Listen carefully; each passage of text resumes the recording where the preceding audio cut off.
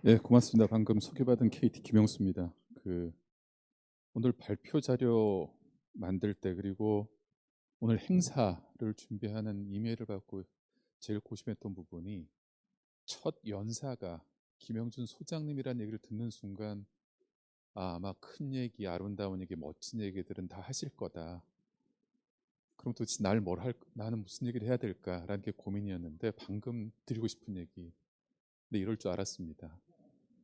이미 많은 얘기를 다 하셔가지고요. 제가 할 얘기라고는 오히려 그러면은 조금 더 미시적인 얘기, 거시적인 얘기는 다 해주셨으니까요. 근데 문제는 미시적인 얘기들이라는 게 제가 저희 집사람이 자주 저한테 하는 얘기, 어디 가서 꼰대 소리 안 들으려면 제발 옛날 얘기 좀 하지 마라. 집에서만 해라 옛날 얘기를.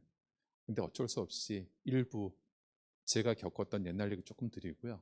그리고 주제를 퀀텀 양자로 정한 이유가 이게 행인지 불행인지 몰라도 양자는 정말 생으로 정말 다른 분야입니다. 그러니까 물리학 해석이나 역학이 다르다 보니까 우리가 알고 있는 모든 물리학은 디지털에 사용되는 물리학은 고전 물리학으로 그냥 치부를 해버리고요. 완전히 새로운 물리학을 가지고 정보통신을 만들어 나가는 방법이기 때문에 여기에 대한 얘기를 조금 곁들이면은 아마 다들 저도 그렇지만 많이들 모르시니까 대충 발표가 좀 부드럽게 지나가지 않을까 싶어서 이런 주제를 정한 거에 대해서 미리 좀 말씀드릴게요. 근데 예전에 제가 어딘가에 가서 되게 너무 반가운 문장을 하나 봤었는데 오늘 소개시켜 드리려고 합니다. 그러니까 비스마르크가 했던 얘기 중에 세상 사람들이 만들어지는 제조 과정에 대해서는 별로 보고 싶지 않은 것들이 있다. 예를 들면 소세지, 피와 내장을 이겨서 만들어내는 음식입니다. 그러니까 소세지는 맛있게 즐기고 구매를 하지만은 어떻게 만들어지는지는 관심이 없다라는 얘기죠. 그러니까 똑같이 법률이 있고 표준이 있습니다. 그러니까 저희가 오늘 표준화에 관한 큰 행사를 함에도 불구하고 사실 표준이 만들어진 거에 대해서 관심은 많이들 갖고 있지만 그 과정이 어떤지는 잘 모르는 것 같아요. 그래서 그런 과정에 대해서 사실은 조금 얘기를 나누는 것도 의미가 있지 않을까 싶어서 자료를 준비했고요. 자료 준비하다가 저도 굉장히 놀라운 자료를 찾았습니다. 제 인생의 첫 ITU 기고서를 찾았습니다. 제 노트북에서. 보니까 1998년이고요. 지금은 아마 아시는 별로 없을 수도 있을 브로드밴드 ISDN, 그러니까 아날로그 통신 기술을 디지털로 바꿔 나가던 시절에 제가 첫 기고서를 냈더라고요. 그래서 네트워크 아키텍처 지금 보시면 레이어드 모델이나 이런 걸 제안을 했던 부분이 있는데 어느덧 이제는 디지털을 지나서 양자를 얘기하는 시기가 와서 좀 감회가 새로웠다라는 얘기를 드리고 싶고, 근데 의외로 제가 인생 처음으로 제출했던 기고서가 채택이 됐었습니다. 첫 회의 때. 근데 그걸 지금 돌이켜 생각을 하면은 많은 도움이 있었던 게 아닌가라는 생각을 하게 됐고요. 그런 요소들을 한번 표준화 활동에서 참조해 보시면 어떨까 싶어서 말씀드리게 됐는데요. 기고서를 채택하게 된 가장 큰 요인 중에 하나는 시간이었던 것 같습니다. 그러니까 제 기고서가 회의가 길어지면서 저녁 6시를 넘어서 발표하고 토론이 시작됐어요. 근데 그 회의장에 있던 굉장히 많은 분들이 유럽과 북미에서 오신 분들입니다. 지금이야 워낙 중국 분들이 많긴 하지만은요. 그러다 보니까 대부분 금요일 저녁에는 한 저녁 8시 정도에 자기의 집으로 돌아가기 위한 항공권이 이미 구매가 돼 있고 짐을 싸가지고 앉아 있어요, 회의장에. 자, 그때부터 이제 제가 제 나름의 잔머리를 굴리기 시작을 합니다. 일단 중요한 점, 저 영어 전혀 못했고요. 다만 제가 할 수 있는 말만 할 수 있었고 남에게 들어주는 그만한 영향이 되지 않았습니다. 아까 김영준 소장님께서 코리안 잉글리시, 재패니스 잉글리시 얘기를 해주셨는데요. 저는 그 정도도 전혀 모르는 상태에서. 그래서 제가 할 수 있는 거는 IT의 장점 중에 하나가, 물론 단점으로 보시는 분도 있지만은 컨센서스가 의사결정의 기본입니다. 그 얘기는 뭐냐면 가급적이면은 만장일치를 이끌어내려는 노력이 진행된다라는 게 특징인데요. 그래서 안 되는 영어로 질의가 들어와도 했던 얘기 또 하고 했던 얘기 또 하고 7시가 지나가기 시작합니다. 다들 지친 모습들이 보이고요. 결국 마지막에 프랑스분, 독일분이 나 비행기 타야 된다. 그냥 동의하겠다. 예, 그렇게 채택됐습니다. 그러니까 내용이 좋고 나쁘고가 아니라 그 상황에 따른 여러 가지 그 환경들 그리고 요소들도 한번 고려해 보시면 하지 않을까 싶어서 영어가 부족하더라도 같이 열심히 활동을 해달라는 의미로 좀 장표를 하나 넣었었고요. 그리고 또 하나는 갑자기 한 2, 3년 뒤에 또 표준화 회의를 진행을 하게 됐습니다. 액팅 라포트로 진행을 하게 됐는데요.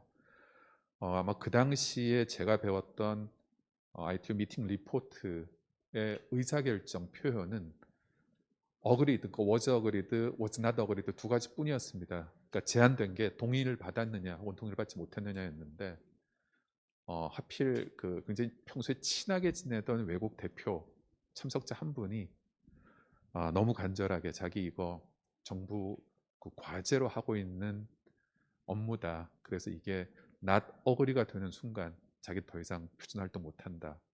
agree로 해달라. 근데 이미 모든 분들이 지켜봤던 그 상황에서 agree는 안 되고요. 그래서 제가 내린 잔머리 중에 하나는 그럼 파트리 agree로 하자. 뭐 네 얘기가 풀리 agreed 된 건 아니지 않냐. 근데 파트리 agree로 하면은 네 돌아가서 agree를 우겨라. 예, 그래서 어쨌든 고마움을 표시받고 이제 잘 지나갔던 경험이 있고요. 이제 문제는 이제 그 이후에 어떤 놈들이 와가지고 또 파트리든 잘 안 봐주더라. 돌아가니까 그러니까 제발 모스트리를 해달라. 근데 이런 부분들이 규정에 따라서 할 수도 있지만 나중에 저희들의 편을 만들기 위한 방법으로서는 꽤 나쁘지 않을 것 같아요. 그래서 이런 이제 경험을 잠깐 말씀드렸고요. 근데 앞에 이제 그 김웅준 소장님께서 기술 패권 뭐 새로운 시대의 표준화 고민들 쭉 얘기를 해주셨는데, 그러니까 제가 겪었던 표준화의 가장 큰 그 가치는 자유무역의 수호자라는 단어로 표시가 될 수 있을 것 같습니다. 그러니까 가트라는 어떤 국제 무역에 있어서의 국가 간 협정에서는 주로 이제 무역 장벽을 경감을 할 때 관세나 수출입 제한과 같은 어떤 규정에 대한 법률 규정에 대한 고민들을 많이 했었는데, 이게 WTO 체제가 출범을 하면서 지적 재산권이 그 무역 장벽 해소를 위한 어떤 도구 혹은 그 가치로 떠오르기 시작을 합니다. 그러다 보니까 결국 WTO가 하려고 했던 거는 보호주의, 지역주의 철폐였는데요.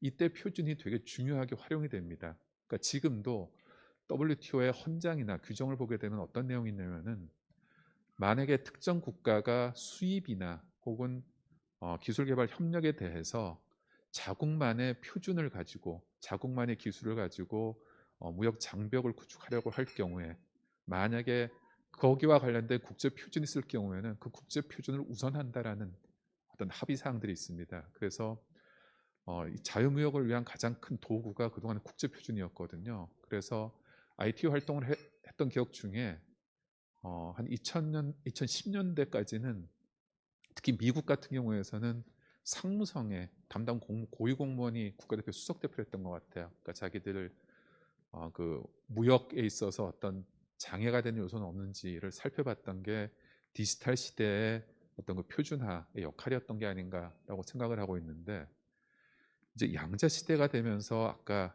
김은준 소장님 말씀하셨던 기술 패권주의가 정말 첨예하게 나타나고 있습니다.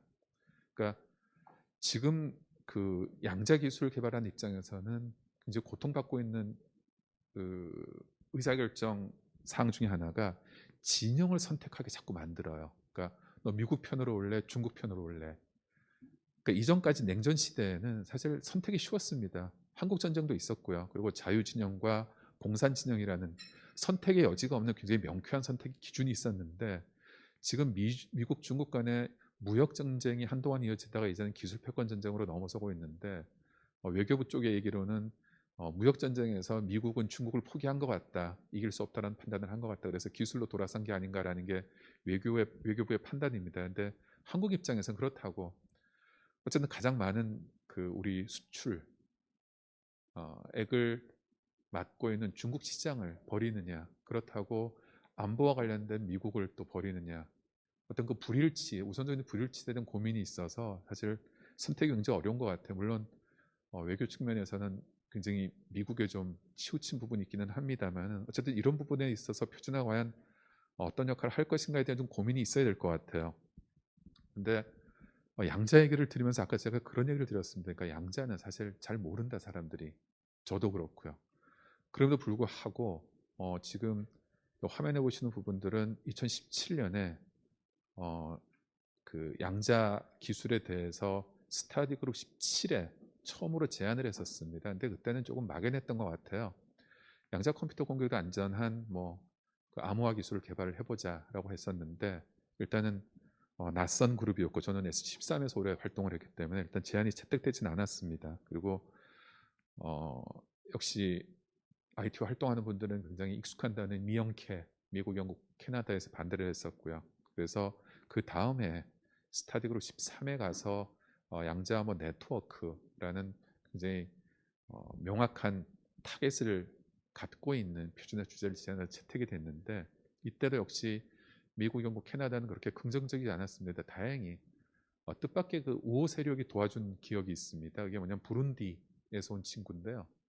아마 부룬디라는 국가명 정도 낯서실 것 같은데, 굉장히 논쟁이 지속되고 있을 때 그 부룬디에서 온 친구가 아프리카 8개국이 동의한다, 지지한다라는 반응을 해주셔가지고 채택하는 좀 도움이 됐었습니다. 알고 보니까 그레이트 레이크 커뮤니티라고 하는 아프리카 아마 중동이라 그래, 중동부라 그래야 되나요? 여기 한 8개 국가가 서로 간의 커뮤니티가 좀 도와주셨던 기억이 있는데요. 그러니까 저희가 활동하다 보면 사실 그 알려지지 않은 국가에서 온 분들한테는 그렇게 관심을 갖기 어렵습니다. 근데 의외로 결정적인 순간에 좀 도움되시는 분들이 있더라고요. 그래서 그렇게 소홀히 하실 필요까지는 없겠다라는 얘기를 드리고 싶어서 이 장표 잠깐 넣었었고요.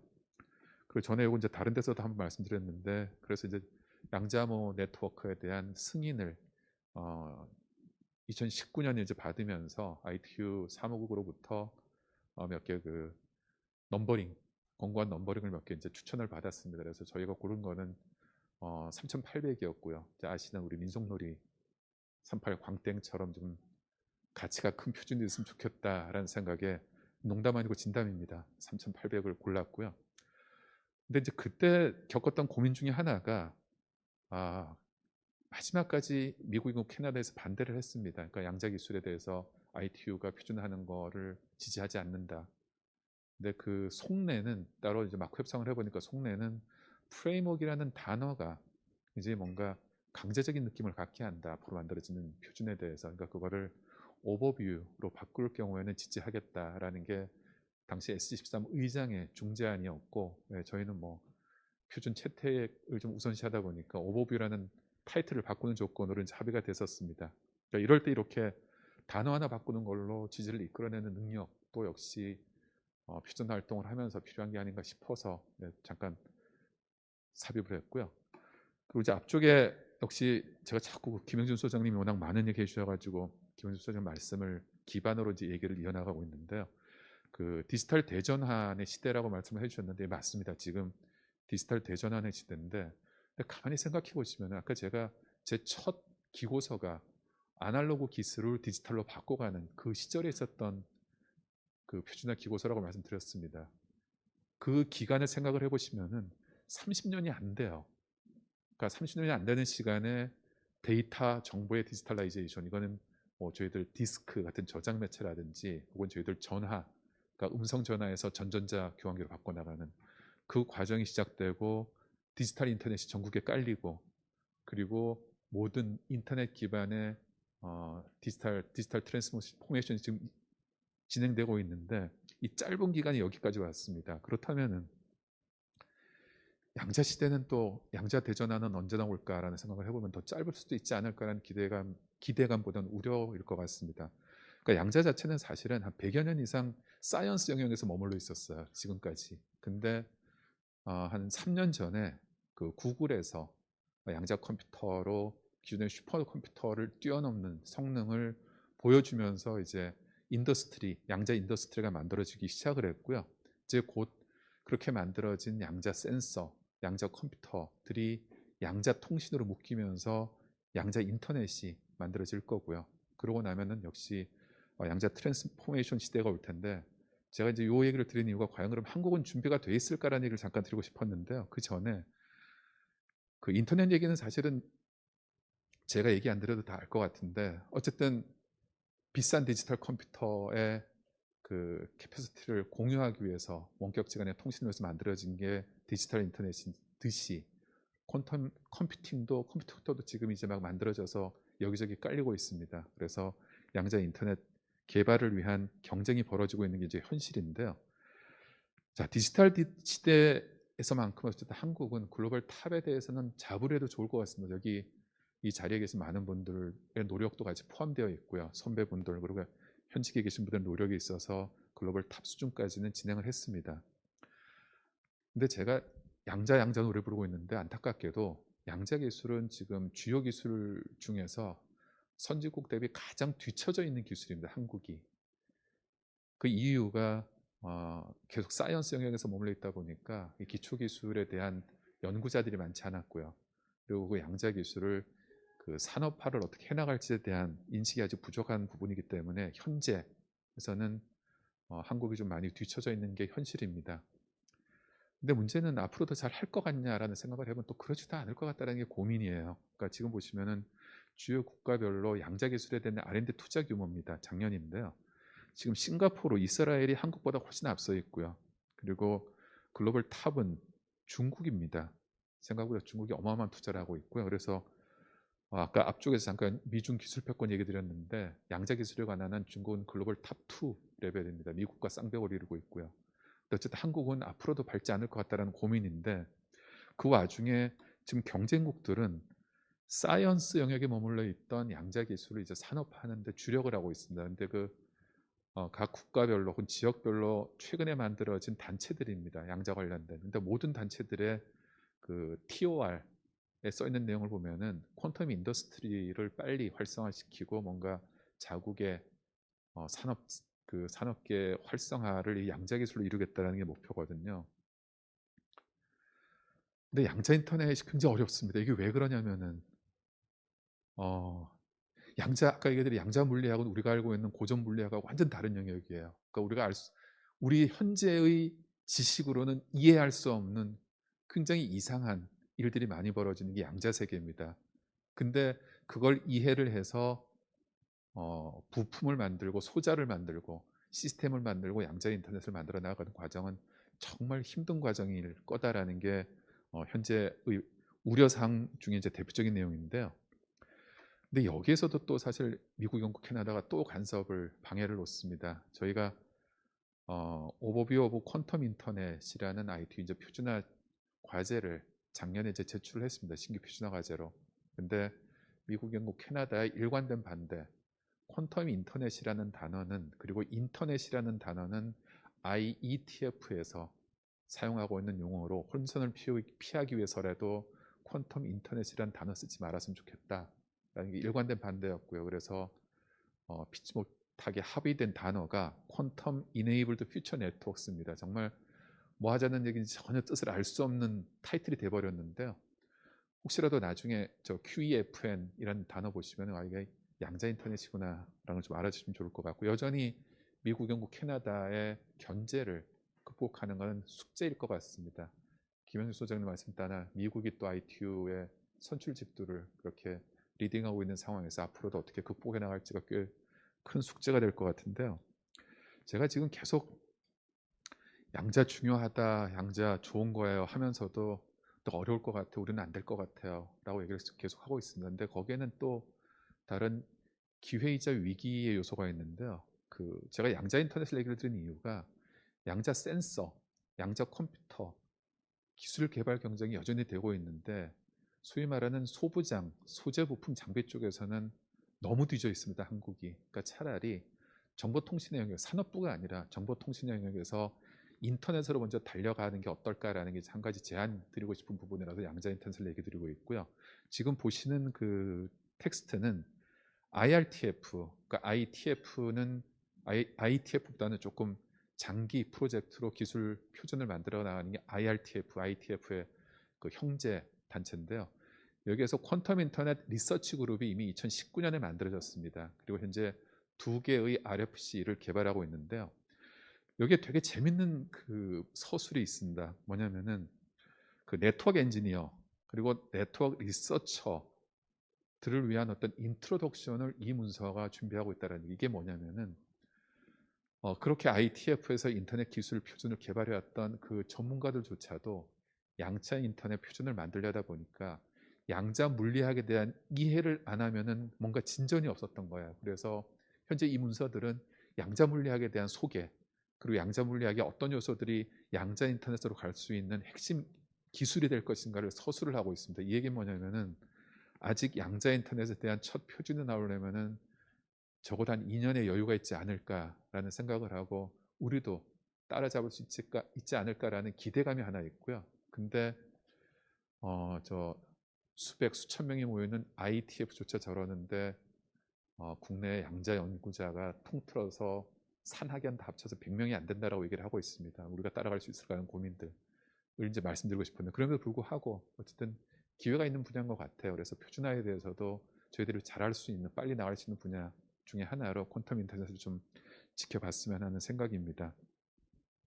그래서 마지막 장표입니다. 일단 양자암호 네트워크라는 그 새로운 주제를 가지고 SG13에서 성공적으로 진행을 했고요. 다행히 우리 그 민속 오락의 폐가 함의하는 바 못지않게 현재 SG13에서 만든 승인받은 표준화 문서들 중에 70% 이상이 한국이 만든 거다라는 얘기를 드리고 싶고요. 그 이후에 스타디 그룹 11, 17에서도 계속 관련된 프로토콜 개발하고 시큐리티 체크하고 는 작업을 하고 있습니다.